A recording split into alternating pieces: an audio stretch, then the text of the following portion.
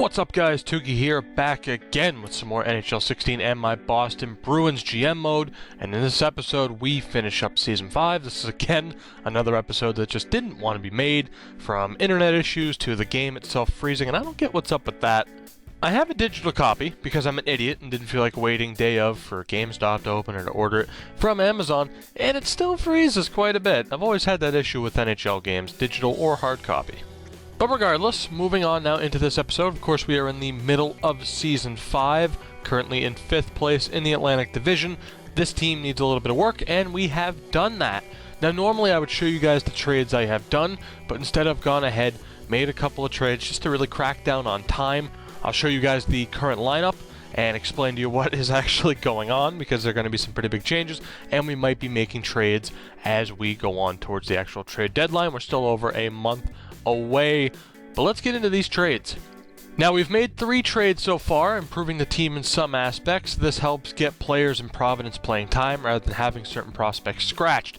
A lot of you guys were asking for prospects to actually get playing time so they can properly develop, and at the time that we ended the last episode we had 3 forwards and 1 defenseman scratched who were just sitting there. So trade number 1 is with the Arizona Coyotes. Now we have a little bit of history with the Coyotes as it is, and this was certainly an interesting trade to make, and I'll break it down of course side by side. But as far as we go, we give up Anton Bleed.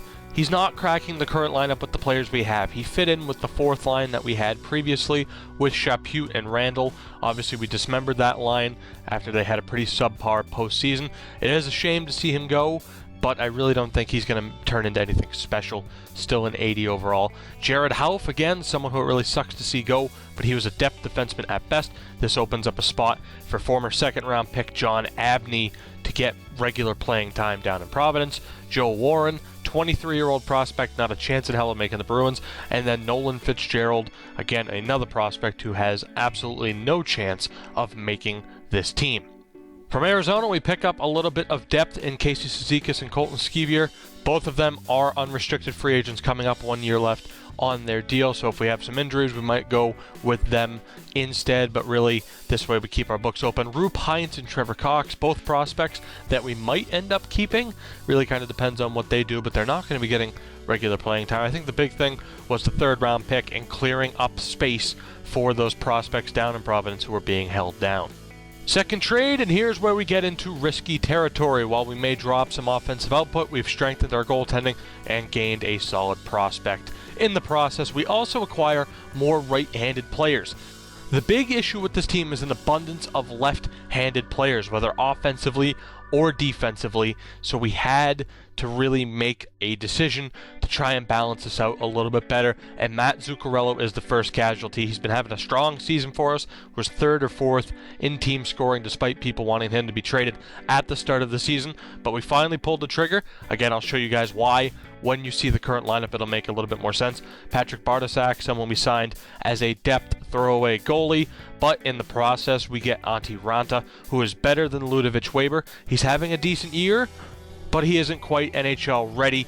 However, we will be holding on to him, and hopefully he can turn into that backup we need. Fitzgerald is the real casualty down in Providence as he loses his regular starting job, but again, we needed a little bit better backup goaltending. Riley Nash, I'll show you guys after we look at the lineup, is having a great year, or was having a great year for Nashville. He's a right-handed shot that we needed. He's worth the risk. A UFA at the end of the year.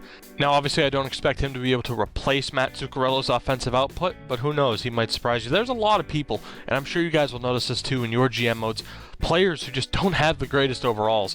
Whether it's a skater or a goalie, they're not the greatest overall, but they have an amazing season. We also pick up Keanu Yamamoto, my favorite name for a player in this game. Still a decent prospect, still young, could turn into a strong player for us. We also pick up a 5th round pick this year. And now our 3rd and final trade. Again, it might be a questionable one, but prior to this trade we had 1 right-handed defenseman. Hopefully this helps balance things out. Joe Morrow, a 2nd round pick this year, and a prospect, Nieuwendyk. He was drafted this year. He's only a 37 overall with AHL potential. An enforcer who has no place on our team. For Brandon Montour, who is having a strong year, again, right-handed, still has potential, and a 4th round pick. And again, that might be a little bit questionable, but I will show you the season Montour has had thus far for the Kings. So looking forward, here are the lines for the meantime. Now the first thing you'll notice, obviously Leon Draisaitl is now at left wing. He's a left-handed shot. That's not a problem with centers. Here's the problem, 66 face-off rating. Now, some of you might have noticed that. I'll be completely honest, maybe I noticed it and just forgot. But only 66 face-off rating, that's not good enough. So for the meantime, Leon Draisaitl is going to be considered a left wing. So he is now automatically our top line left wing, which really creates a little bit of a different dynamic than planned. Bergeron's still on the top line as a center. Draisaitl would have gone there, as was suggested. Draisaitl would have gone there, but he will not. And then Pasternak still hoping he can continue the strong season he has had. Jake DeBrusk, again, a left wing through and through. We're going to keep him there. Austin Czarnik now on the second line, and Artemi Panarin on the fourth line. Johnny Gaudreau, he gets bumped down. Draisaitl and DeBrusk take the prime focus away in terms of now being a left wing. But Johnny Gaudreau, of course, having a great season for us so far. Hopefully that can continue. Jesus, it almost wasn't English. And we'll actually go now to Yakupov. Again, he's a right winger. He's a left-handed shot. I really do prefer... It's a big thing for me in Ultimate Team, and I want to see if it translates to GM mode, whether or not having a lefty on the left side or righty on the right side really correlates. So Yakupov, right now, it was suggested to flip Zuccarello and to flip Yakupov. We might end up flipping Yakupov. It really depends on what these two guys can do. Blake Spears is back in the lineup. Paquin Boudreau back in the lineup. These two have to have success coming up before the trade deadline, or we're getting rid of them. And in that instance, we'll obviously look to acquire a center. Maybe we'll have to use Yakupov or Gaudreau to help get a package good enough, because we now need a true second or even a top line center that can go on that second line and bump Czarnik down. Although Czarnik is playing like a second line center with 34 points. And then Riley Nash, as I said, was doing really well despite some pretty weak stats. 8 goals and 21 assists, a plus 16 for Nashville. So we're going to see what he can do in the meantime. If he starts to struggle, we have Keanu Yamamoto, again, 23 years old, top 9 potential, and 81 overall. We can't send him down. He is affected by waivers, but hopefully he can spot in as well if Riley Nash isn't as successful. And of course, we're still pretty stacked down in the AHL. Defensively, Victor Hedman's still now on the top line. We have split up Hedman and Krug. Brandon Montour was an 86. He obviously dropped an overall point from the trade. You can see his stats, 25. Again, he still has a little bit of progression. Here's what he's doing, or what he was doing for LA. 17 goals, 19 assists. Absolutely incredible, and hopefully he proves to be a good matchup with Hedman. Krug and Lozon, the only line that we now have that is solely left-handed shots. And Lozon surprisingly has a better shot than Krug, so he will be ready for those one-timers. And the third line, Zaboral and Carlos. So we'll see what happens there. Very interesting to swap out Morrow for Montour. Obviously, we had to give up a little bit to get him because LA certainly didn't want to get rid of him. But that's a big deal for us. And then, of course, Antti Ranta, now our new backup, wasn't getting any playing time in Nashville. He was the third-string guy, so he was pretty easy to get. Of course, down in the AHL now, taking a look at goalies, Ludovic Weber slotting in there. Really want him to pan out, but perhaps now that he is, of course, a minor starting goalie as far as the role goes, he didn't have too bad of a season for us. Hopefully he can get better. Evan Fitzpatrick is really the one that takes a hit there in terms of not being able to play. But again, Ranta's probably just a rental, and hopefully Weber can progress. But looking forward now into the month of February, we have a lot of games. I definitely want to get to the end of the season. We're probably like 6-7 minutes into this video now, so we're going to go with the week-by-week method. It is Subban for the first 2 games, and then we will put in Ranta, and I'll join you guys again once we hit the third against San Jose. And so far, not so good. We actually went with Subban for those first 3 games. We get a nice win, but then 2 consecutive losses. We'll start Ranta against the Western Conference team and just see how this goes. And it's a nice 2-0 win. And I wish it was like Rask where we could keep him in, but we can't. But at the end of this next week, we're going to take a look at that fourth line and see how they're doing. So here's a kick in the ass. We lose a little bit of audio. As I was going to say, the plan is to start Ranta in Montreal. We get a nice 3-2 win, and Brandon Montour immediately gets injured after acquiring him. He is out for a little bit under 3 weeks. That is a swift kick to the balls, EA. So replacing the injured Brendan Montour is Austin Strand. I was going to call up Sean Day, but again, Strand is a right-handed defenseman. Terrible puck skills, good skater though, good defense, listed as a depth defenseman, which is exactly what we need him for. We have not changed the offensive lines yet, but we have had some good progression. So again, moving forward, we will roll with Malcolm Subban in the Pittsburgh game before switching back to Ranta. And we get a nice 3-1 win against Pittsburgh. We'll take care of the scouting assignment and get ready for the next week ahead. It's going to be a tough one, though, starting off against Montreal, a really big game for us. So here's the deal. We are up into 4th place in the Atlantic. Locker room chemistry has rebounded. This is a gigantic game, and after this game is when we will finally take a look at the current situation with the Lions. It's a nice 4-2 win, so not too bad. The first 2 starts for Ranta, only 2 goals against. Not too bad at all, exactly what we were looking for. And we will go ahead now and take a look at the Lions and see how these guys are doing. And really, I don't know if I should expect too much. Leon Draisaitl still having a decent year. Blake Spears, how are you doing? He is not doing well at all. He's gone up an overall point. He still only has 10 points. He's just not getting the points that we need him to. We'll take a look at Joshua Ho-Sang again. He's not doing that well either. He's progressing, but the point total just isn't there, and I don't think I can really say, oh, he's not playing with that. He's playing with Johnny Gaudreau. He's playing with Johnny Gaudreau. So I'm thinking maybe Spears has to go. We can't send down Ho-Sang. I don't exactly want to trade him, but not looking too good. Nail Yakupov still having a decent year. Paquin Boudreau, he's rebounding a little bit, but it's still not really what you would want. And then Riley Nash is continuing to have a pretty strong season. So as far as line changes go, Blake Spears has been scratched. Nash will move up to the 3rd line center spot, and we'll bring in Keanu Yamamoto on that 4th line right wing spot. Blake Spears, we're probably going to trade him, but I need to wait and see if Paquin Boudreau is going to be worth keeping. He gets 1 more week to prove his worth.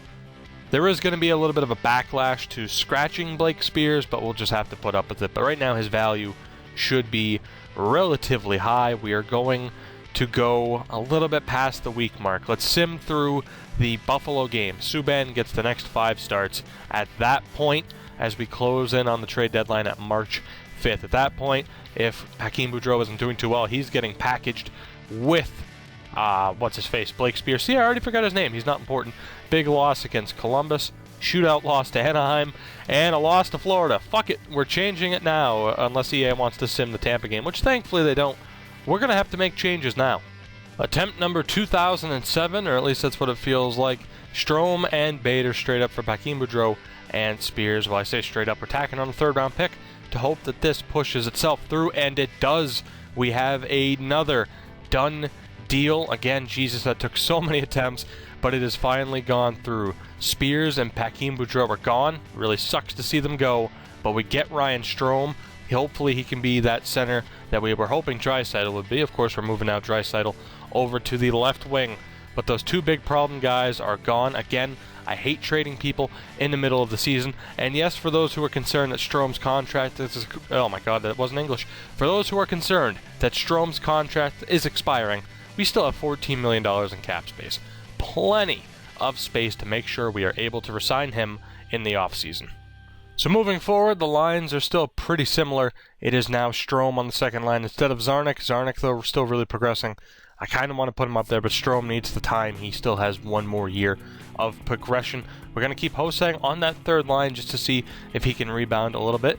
And we'll have Keanu Yamamoto on the 4th line with Nash and Yakupov. We will probably have to make at least 1 depth trade just to open up space for Bader down in Providence. And actually, we might do that right now.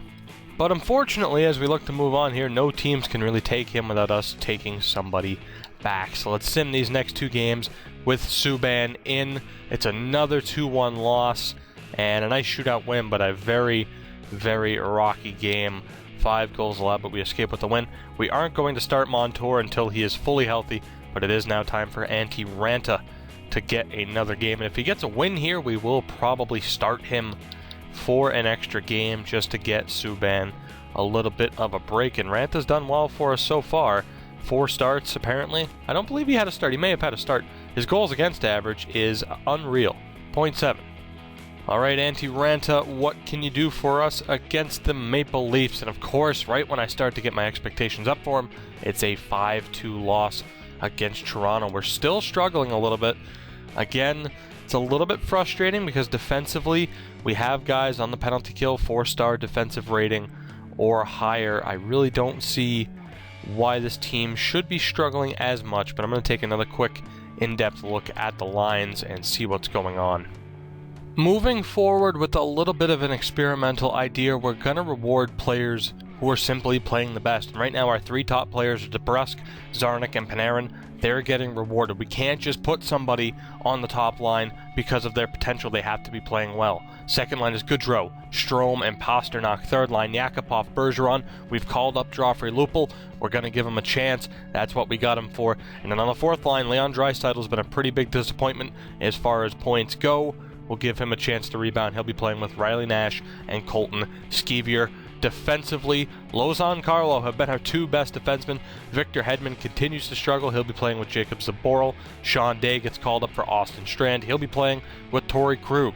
That's been our big part, or a big problem defensively this season, has been Hedman and Krug underperforming. So we're going to give the guys a chance who are playing well. We have 12 days until the trade deadline. This team has plenty of time to really turn it around and find some consistency, but that needs to happen soon. I'm just going to double check to make sure, and indeed it is Subban in the net, 92 overall for our goaltending record. And let's see, how close are we? You know what, we'll sim this entire week and then take it from there. So let's see how this week goes. We'll do this one live. Again, we won't be doing this too much. We might not be able to finish the regular season, especially too if our team continues to struggle. We might have to make more changes. Next up, it's the Dallas Stars. Montour's still not fully healthy, so we'll just go ahead and send this game against Dallas because he should be fully healthy after that. We get a nice 5-2 victory, thank God. We need all the wins we can get. Brandon Montour returns, and we are in desperate need of a win to finish off what's been a disappointing month of February. We get it with a 3-0 win, and Malcolm Subban gets injured. Are you fucking kidding me, EA? Are you fucking kidding me? Malcolm Subban out for the remainder of the regular season, and our playoff hopes just got absolutely crushed. Are you kidding me? You know what? Fuck it. That's the end of the episode right there, guys. I'm going to need to take my time to really see what the fuck's going on. In the next episode, we'll finish up the regular season. We'll actually hit the trade deadline. I don't know if this one's short or if this one's already a longer episode. I don't know, but I need to avoid throwing something at all costs. I'll see you all next time.